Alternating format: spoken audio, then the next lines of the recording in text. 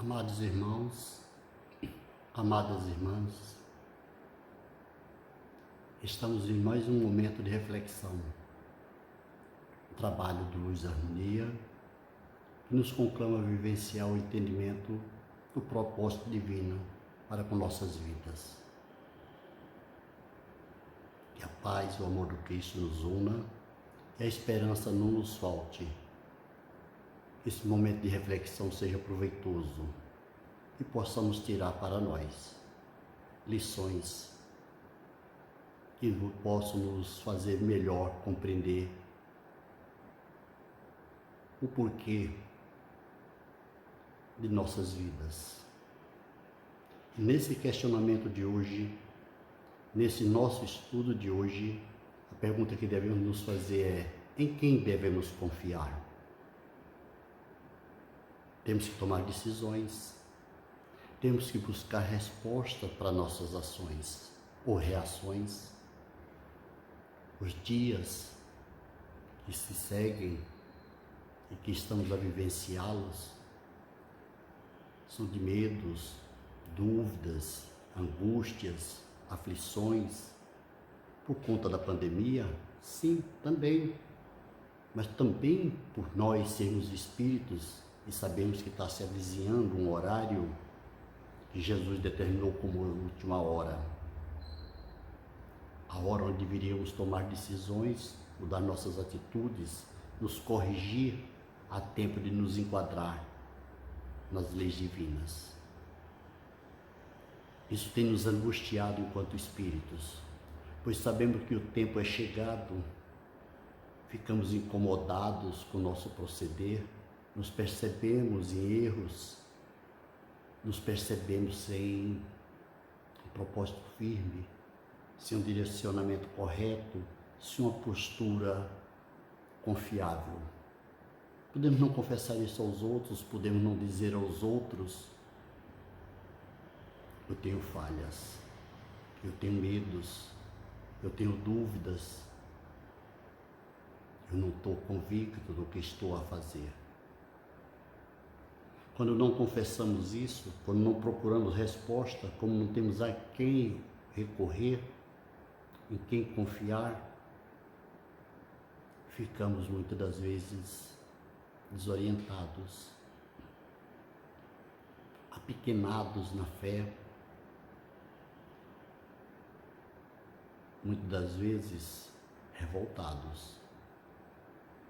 Não porque temos motivo, mas porque procuramos motivo para nos revoltar, para justificar nossas inquietações. E muitas vezes essas nossas revoltas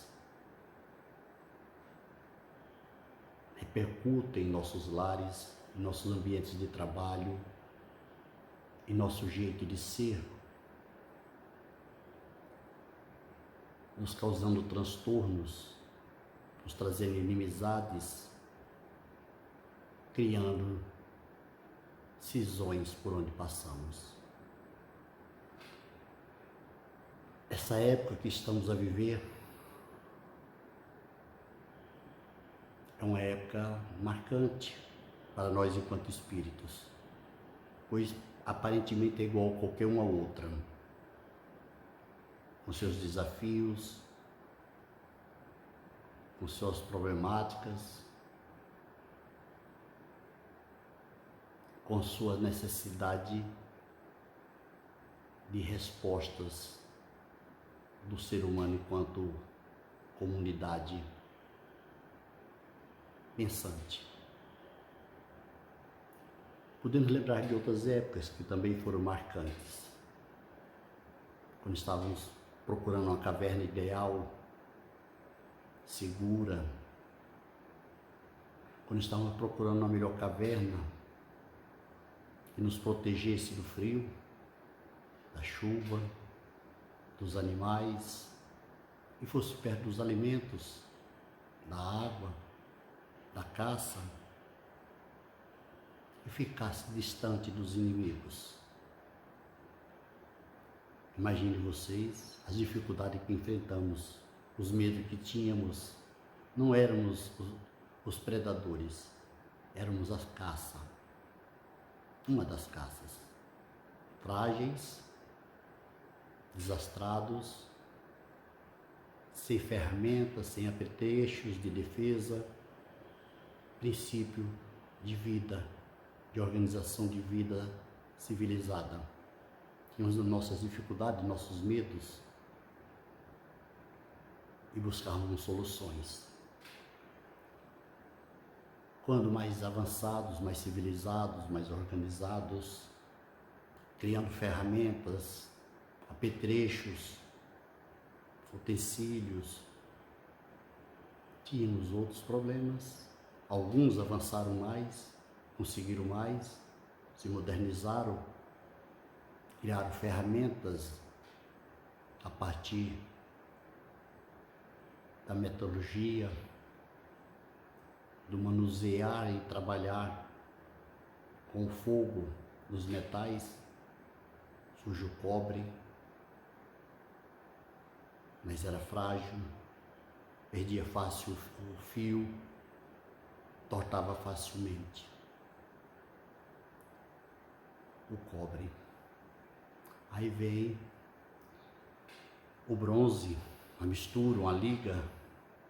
Quem tinha essa tecnologia levava vantagem, levava o medo, conquistava, provocava inquietações. Mas as civilizações progrediam. Logo, logo os outros aprendiam a trabalhar com um novo material, com uma nova arma, com um novo modo de viver, um novo modo de se locomover, sempre buscando soluções, sempre encontrando soluções. Demandava tempo, perdas de vidas, inquietações sociais, inquietações para todos, mas melhoravam. Quando chega a Era do Ferro, muito mais organizados, muito mais gananciosos, muito mais desejosos de ter e de ser, já com noção de conquista, noção de domínio, do meu, do seu, do nosso muito pouco. O ferro não só regimentou armas, não só possibilitou armas para a guerra, para conquistas, para impor a sua vontade, mas também possibilitou a criação de ferramentas agrícolas para trabalhar a madeira, a pedra, criar arte, criar ferramentas para lavrar a terra, produzir mais, permitir o assentamento das civilizações, deixar de ser nômades. Muita coisa foi conquistada na era do ferro, do manuseio do ferro, da trabalhar com o ferro, do produzir com o ferro. Não faltavam as doenças, não faltavam as guerras, não faltavam as dúvidas, não faltavam os medos. O que tinha que se conseguir era a tecnologia, trabalhar o ferro, moldá-lo, qualificá-lo, transformá-lo mais duro, mais limpo, mais durável. E aproveitar para criar ferramentas, utensílios, armas mais úteis, mais duráveis, mais fáceis de produzir e conduzir.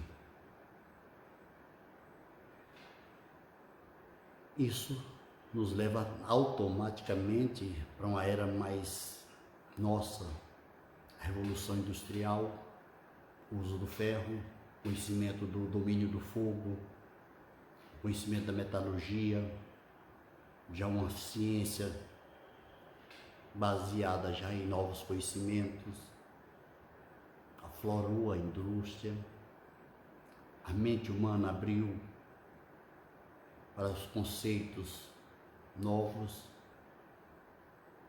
e daí por diante começamos como civilização a criar meios de produzir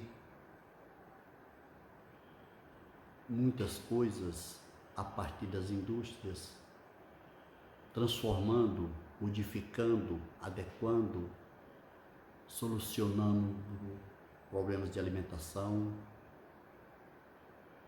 da quantidade de utensílios necessários à vida doméstica, à própria vida industrial, à locomoção, a tudo. Mas aí, com toda ciência, com todo conhecimento, estamos ainda presos, imaginem, às crenças, ao fanatismo, às superstições. Igualzinho lá no princípio,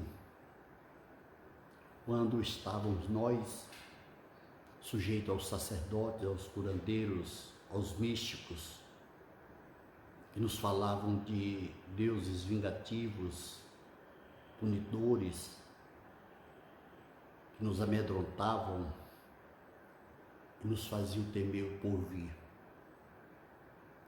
Esses sacerdotes,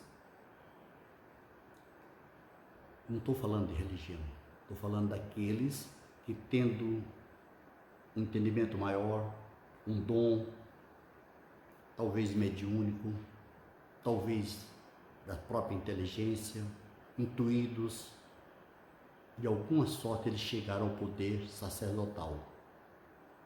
Não estou falando dos que seguiam, estou falando dos que determinavam o comportamento, diziam falar com os deuses. Em nome deles, criavam regras, normas, ditavam a conduta do seu rebanho. Mesmo na era industrial,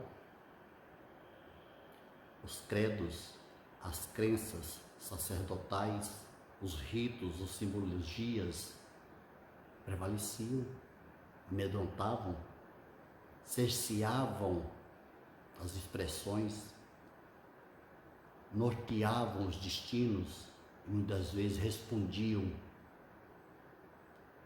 sobre o que era melhor para A ou para B, se isso era certo, se isso era errado, sempre numa forma cerceadora, não esclarecedora, não libertadora,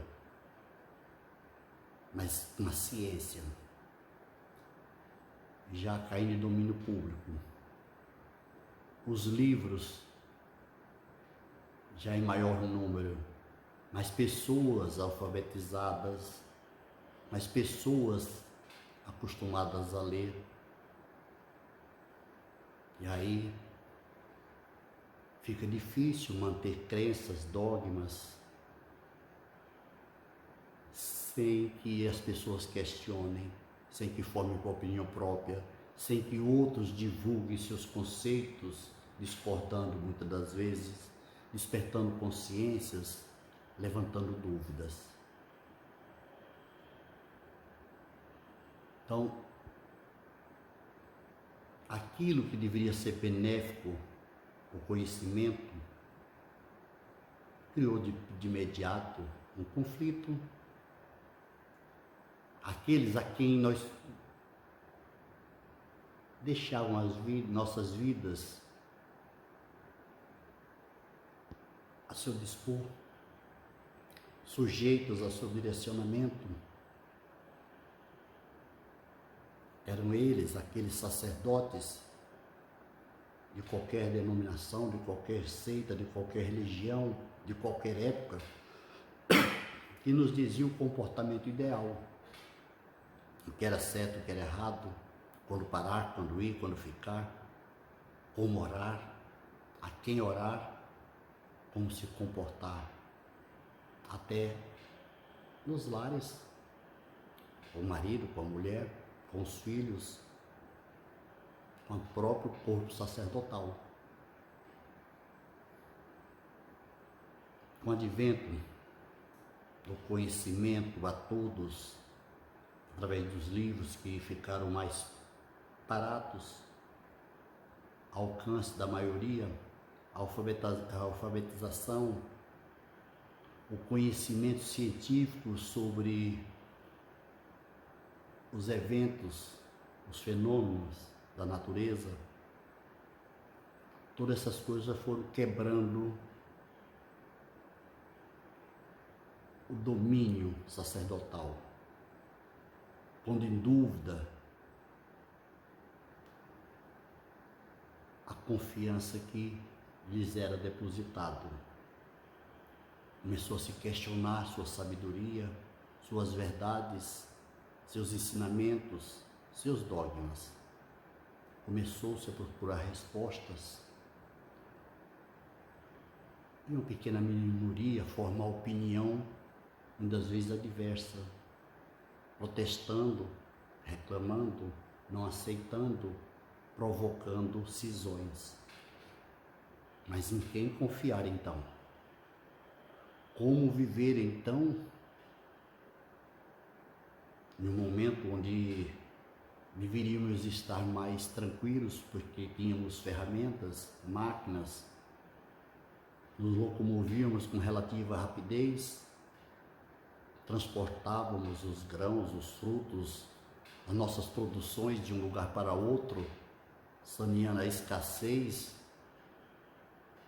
fazendo fortunas com o que nos sobrava, o que nos interessava a trocar ou vender, produzindo novos ricos, dando nova forma de poder.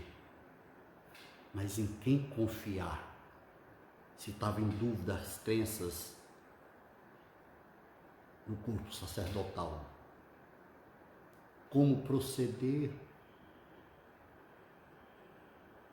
Alguém tinha que me trazer essa resposta. E aí eu admiro Jesus. Admiro Jesus e o plano superior quando nos traz ele naquela época, quando estava como missionário encarnado na terra, nos promete mandar consoladores. Pedir a Jesus, a Deus, trabalhadores, pois a seara era grande.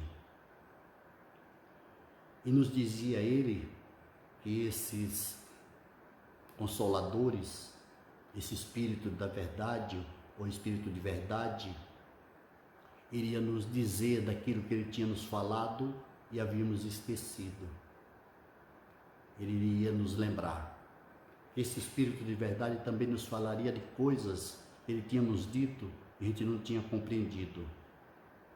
Esse Espírito nos explicaria, nos ensinaria a entender o que ele queria dizer. Mas se ele foi além, ele nos disse que esse Espírito de verdade também nos diria de coisas que ele não pôde nos falar, porque ainda éramos criancinhas. Ora, entre as muitas coisas que Jesus nos disse, como enunciados de leis, ao anunciar esse Consolador, esses Espíritos que iriam nos falar das leis divinas, esclarecer os ensinamentos do Cristo, coincidem, pense que beleza, com a renovação das ideias, com a libertação do jugo sacerdotal, o princípio da quebra do domínio dos sacerdotes. Surge então a doutrina dos Espíritos, trazendo luzes sobre o ensinamento de Jesus e provocando uma revolução na forma de crer, provocando inquietações no espírito que buscava a resposta, pois o que estava convencionado até então pelas crenças levava ao fanatismo, levava às paixões religiosas, provocava mil coisas, menos a paz, as respostas ao nosso desejo de entender o que, o porquê das nossas vidas, o porquê dos sofrimentos, da fome,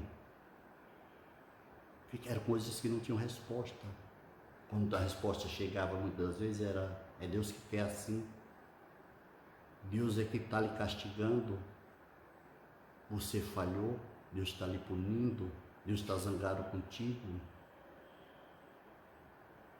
Imagine vocês. Plena ciência,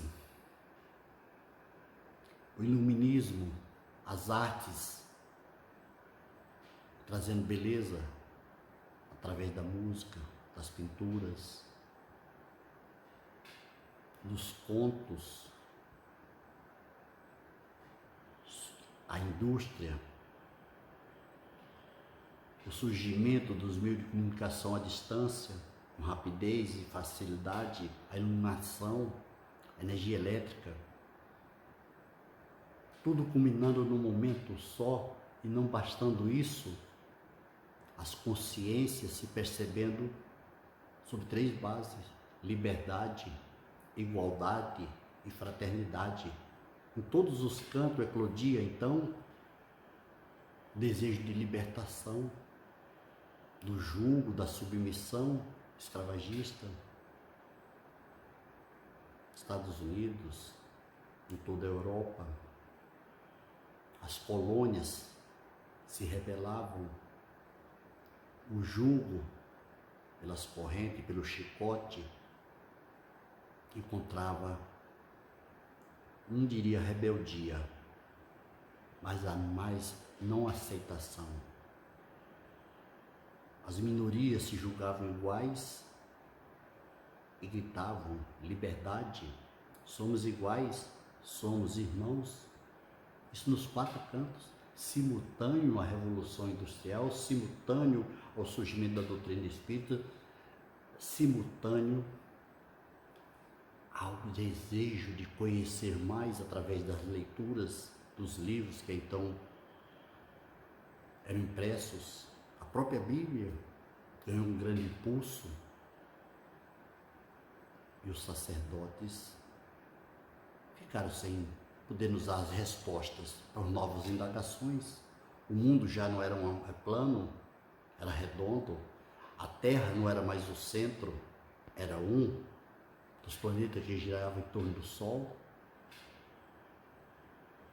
A matéria esbarrava no átomo. Tudo começava a ter explicação científica, cobrava uma lógica, uma resposta razoável. Os homens, tinha muitos ainda, e quando eu falo homem, homens e mulheres, muitos tendiam ainda para a crendice, para o fanatismo, para o achismo, ritualismo, viviam as suas ilusões, como até hoje, mas uma boa parte cobrava respostas. E uma delas mais interessante, em quem confiar? Em quem eu posso confiar agora para nortear minha crença, minha maneira de ver a vida, entender a vida? Na ciência? Nos sacerdotes? Em que Deus? Um Deus bom? Um Deus que fala comigo através da literatura, da própria Bíblia? Aqueles que dizem que falam com os bons espíritos? Quem eu devo confiar? Quem pode ser meu gestor espiritual? Como eu devo me comportar com aqueles que querem dizer como eu devo ser? A inquietação era geral. Melhor ainda, se avizinhava uma ameaça que periodicamente parece sobre nós. As mudanças dos milênios, nas nossas superstições, nas nossas crendices, sempre associamos a mudança de um período para outro a eventos ou de renovação ou de destruição. Normalmente, ao se avizinhar um milênio, se espera a destruição. Dizia-se aos 2000 não passará, dos 2000 não chegará, dos 2000 não passará.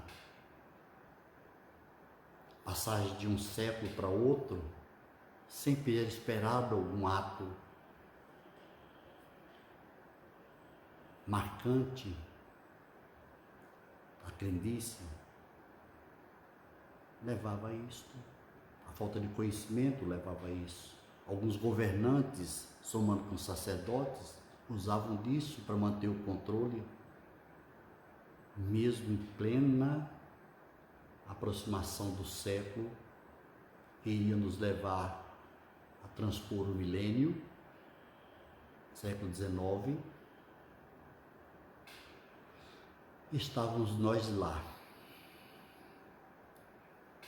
tudo revolucionando, as ideias, os sentimentos, as crenças, tudo abalado,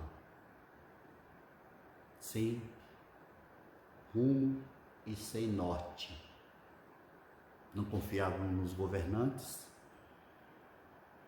não confiávamos nos sacerdotes, e alguém questionava mais fortemente a forma de crer em Deus. Momento bonito, um momento muito bom para a humanidade. Passamos por esse século XIX, entramos no século XX,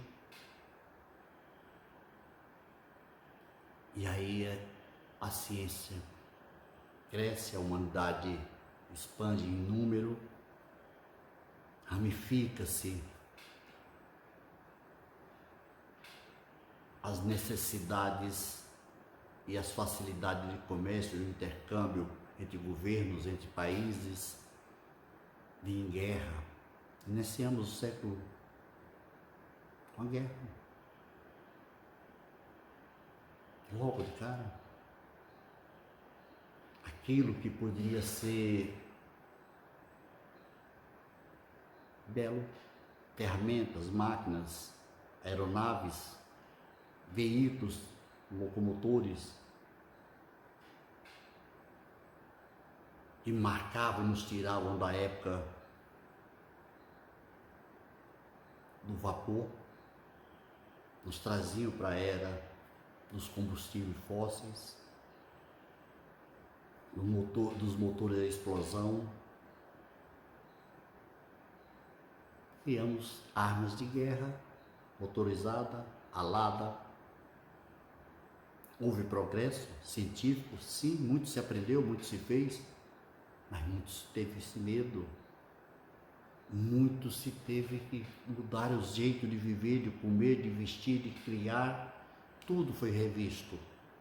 Terminada a Segunda Guerra, a Primeira Guerra, entramos quase de imediato na Segunda.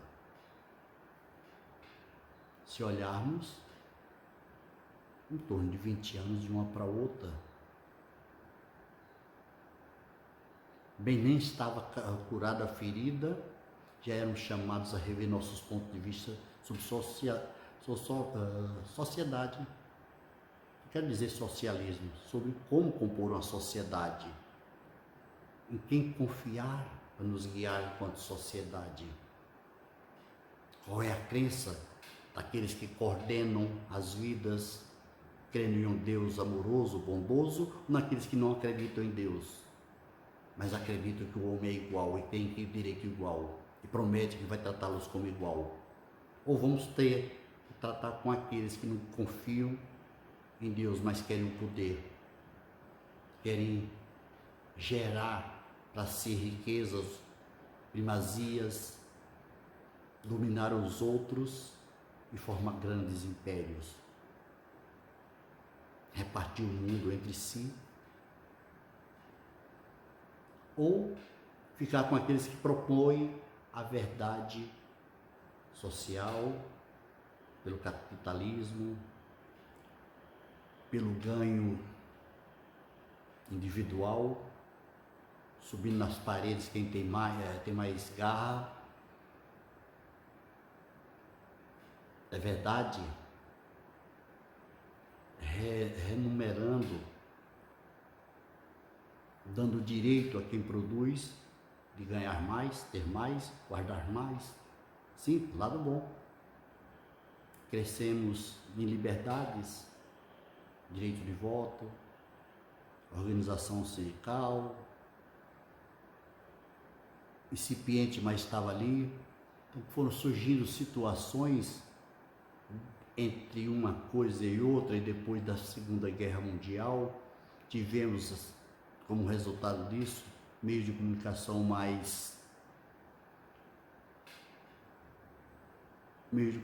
mais capacitados a vencer as distâncias com maior rapidez, maior segurança nos segredos que conduziam essas mensagens, veículos aéreos que transpunham maiores distâncias, com maior segurança, que eram capazes de levar cargas até explosivas a distâncias longas. O protótipo do que seria nossas espaçonaves de hoje. Entramos na era atômica, a era do medo, da Guerra Fria. Tinha acabado a Segunda Guerra Mundial, mas estávamos nós com medo daqueles que tinham arma atômica, porque tínhamos visto lá no Japão o que uma arma atômica fazia. Tínhamos notícia da quantidade de mortos. Ora, crescemos em ciência, crescemos em conhecimento, crescemos em ferramentas, em manuseio de materiais, transformando tudo, as indústrias estavam modernizadas. Mas em quem confiar? As crenças, os valores morais,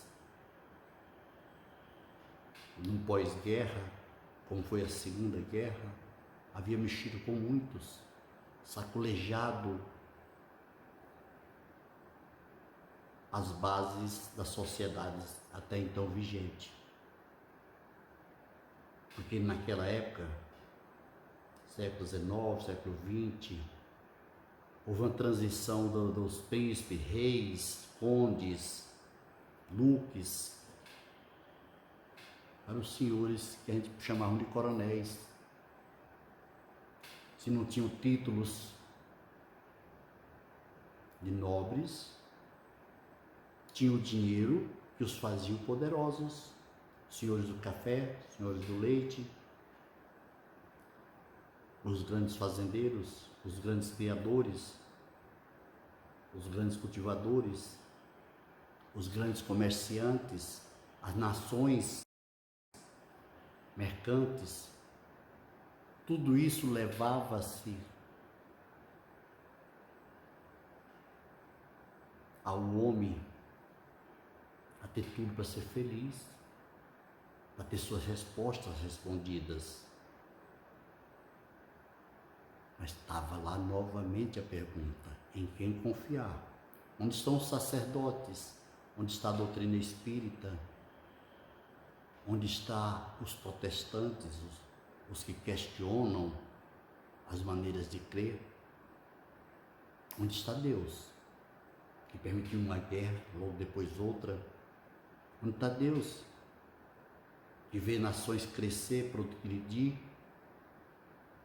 enquanto outras vão para a derrocada, para a fome, para a miséria, para as guerras civis? O século XX foi um século de muitos questionamentos, de muitas dúvidas, mas ele marcava a passagem também do milênio, e com ele vinham todas as lendas de todos os tempos. O fim do mundo, dessa vez mais forte, mais duro, cobrando mais de cada um daqueles que estavam encarnados no passado milênio. A humanidade escolheu, nas 2 últimas décadas do milênio, ficar, não diria irresponsável, não diria ficar descrente, diria ficar omissa. Dizia-se católico, mas pouco se ia à igreja. E quando se ia, ia-se socialmente, não iriam plenamente pela crença, pelo desejo de comungar com Deus, entender o propósito de Deus em sua vida.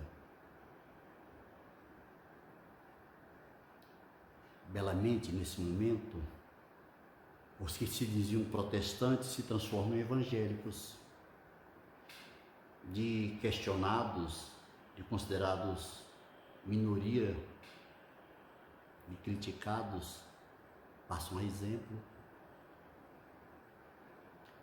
Prosperam os templos evangélicos, crescem em número e quantidade esses templos, transformam o hábito de ler a Bíblia em um hábito salutar, necessário, promove uma revolução de ideias, porque muitos passaram a ler a Bíblia, a entender, embora direcionado novamente pelos sacerdotes, e novamente voltam a criar fôlego e provocam um novo condicionamento de ideias, dessa vez pela teologia da prosperidade, conclamando os homens a novamente barganhar com Deus. Eu te dou e tu me devolve em dobro, multiplica a minha fortuna. Não estou a criticar religiões, estou mostrando a vocês que confiar em quem? Por que confiar? Eu e muitos outros, a maioria de nós, em toda essa revolução, nós espíritas sabemos disso, que tivemos muitas encarnações, em todas elas nossos propósitos eram só. Criar para nós um sistema onde nós passávamos a ter poder, fortuna, e Deus, nós agradecemos a Ele com templos, bancando a construção de templos ou construindo templos em nossas terras, em nossas cidades, agradando aos padres, aos sacerdotes de ordem diversa, de todos os métiers, para que assim agradássemos a Deus e continuássemos sendo quem éramos. E a maioria passaram a confiar nos coronéis, depender deles, dos políticos, dos sacerdotes. A doutrina espírita até então vinha progredindo no Brasil, tentando nos trazer o alento que Jesus prometeu, de entendermos os propósitos da vida, de confiarmos em Deus. Ora, vejam, 2000 anos quase para a gente caminhando todo esse tempo, progredindo em termos de civilização, progredindo em termos de ciência, progredindo em termos de tecnologia, progredindo em termos do conhecimento das leis da natureza, mas carentes de confiar em Deus. Não é estranho? Todo o tempo assessorado por sacerdotes, todo o tempo ouvindo falar de um Deus. Ora, um Deus perigoso, vingativo, até bem humano, ao ponto de chegar, se zangar, perseguir, mandar matar. Mas acreditavam neles. Saímos desse Deus com a bondade de Jesus nos trazendo a lembrança que Deus é amor, é bondade, justiça, misericórdia. Tivemos um novo alento, mas fomos respirar de um instante. Logo depois voltamos para a crendice, para o achismo, para o ritualismo, para as fórmulas miraculosas, para as trocas, através de promessas, através de cantos, louvores, festejos diversos, criação de imagens, mil coisas fizemos. Com o advento da doutrina espírita, com a mudança do tempo, quase 2000 anos da partida do Cristo,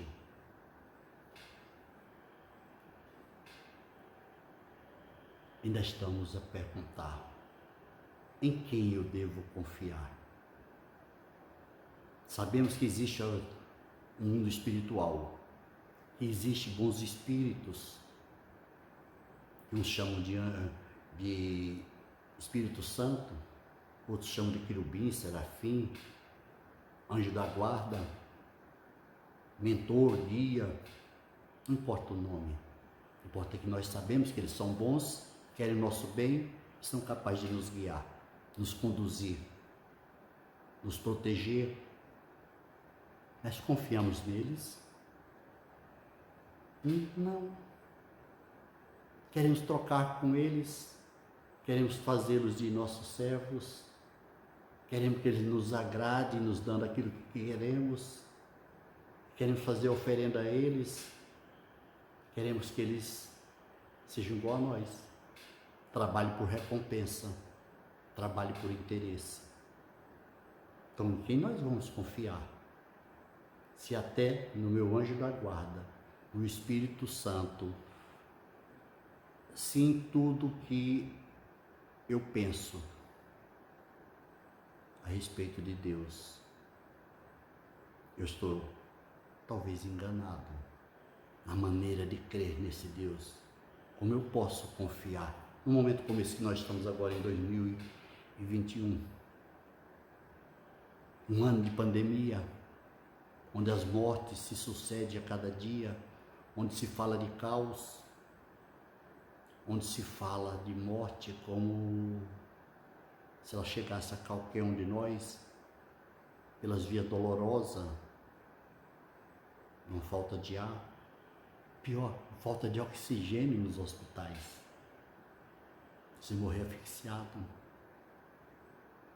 não pela doença em si, mas pela falta de equipamento, de tecnologia não, mas do equipamento que vai pegar o ar. Surpresa. Em quem eu posso confiar? Aí novamente a pergunta: os governos, os governantes, os sacerdotes, eu confio em Deus? Não para sair sem máscara, não estou falando disso, para não lavar as mãos, para ser um temerário, não estou falando disso. No pandemônio, e veja que o nome pandemônio, todos, demônio, meus medos, o espírito nocivo que ainda eu temo. Então, a pandemia, o pandemônio, o medo, a angústia, as aflições, as dúvidas, em quem eu vou confiar? Na vacina? Interessante. Quero que vocês percebam que está faltando o nexo. Depois desse tempo todo, ainda estamos perdidos sem saber em quem confiar. Sabemos que ele deveria ser em Deus. Sabia que deveríamos confiar no que Jesus nos ensinou. Pois ele, quando diz, ele afirma: eu sou o caminho, a verdade e a vida, ele nos conclama a entender o que ele disse. Eu sou o caminho, a verdade e a vida. E deveríamos entender que ele estava dizendo que o que ele vivenciou seriam nossos exemplos. Seria o exemplo de uma vida humana que deveríamos ter. Um comportamento na relação nossa com Deus e com o nosso próximo. A verdade, seus ensinamentos, que deveriam ter mais cuidado, lê-los, procurar entender, porque eles não são rituais, não são fórmulas, ele não formou igreja, ele anunciou leis. Então deveríamos confiar nos ensinamentos de Jesus, porque são verdades. E nos levarão à vida eterna, a vida da imortalidade, a vida da alma, a vida do Espírito. Então, em quem devemos confiar?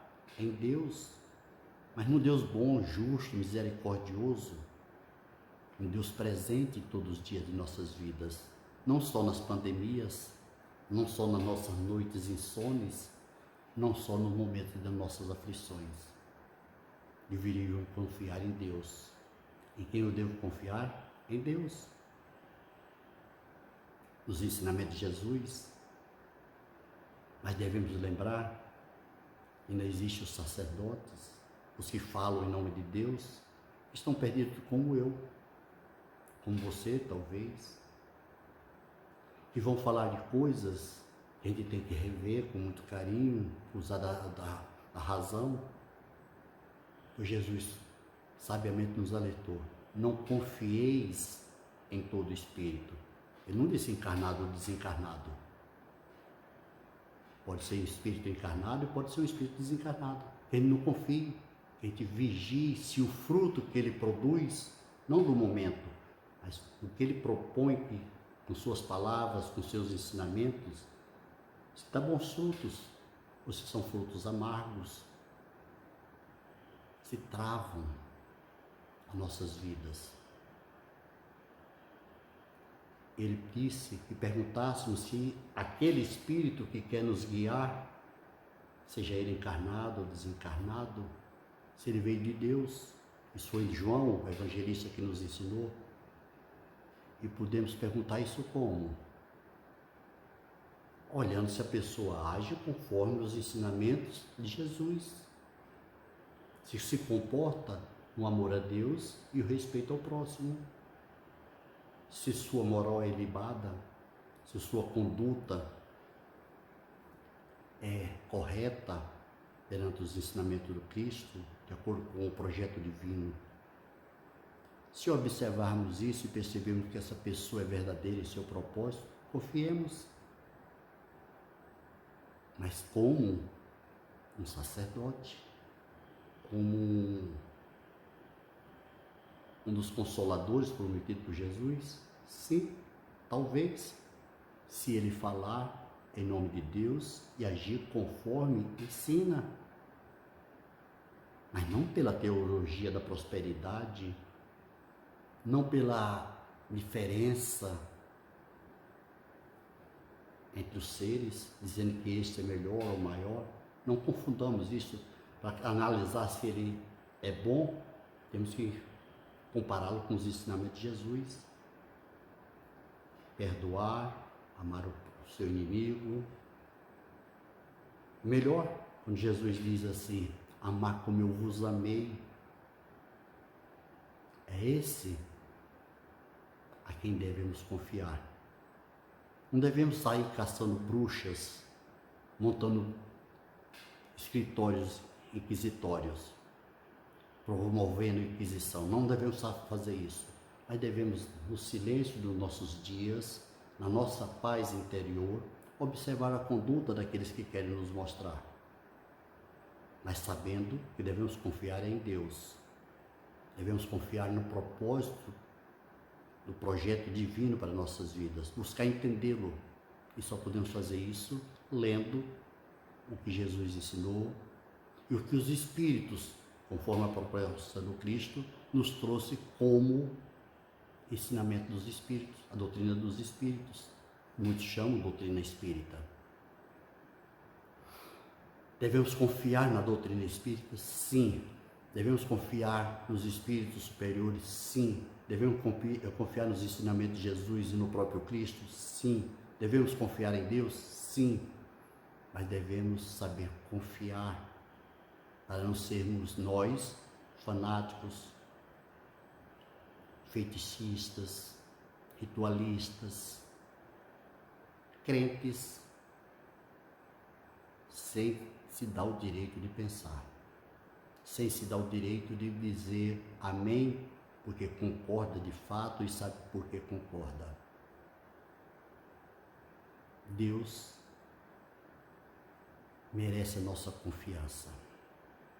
Ele é bom, justo e misericordioso. Jesus, sábio e amoroso, missionário, governante da terra e um bom exemplo, além de bom conselheiro. E acima de tudo, sábios são seus ensinamentos. Confiemos em Deus, confiemos na misericórdia divina, confiemos na justiça divina, confiemos que tudo se encaminha conforme a vontade de Deus. No mais, que a paz e o amor do Cristo reine entre nós, que tenhamos a sabedoria de caminhar cada dia no aprendizado do bem servir, do bem viver, em nome de Deus, e no propósito de sermos melhores a cada dia. Que a paz reine entre nós, onde quer que nos encontremos. Muita paz a todos, hoje e sempre e para sempre. Obrigado a todos.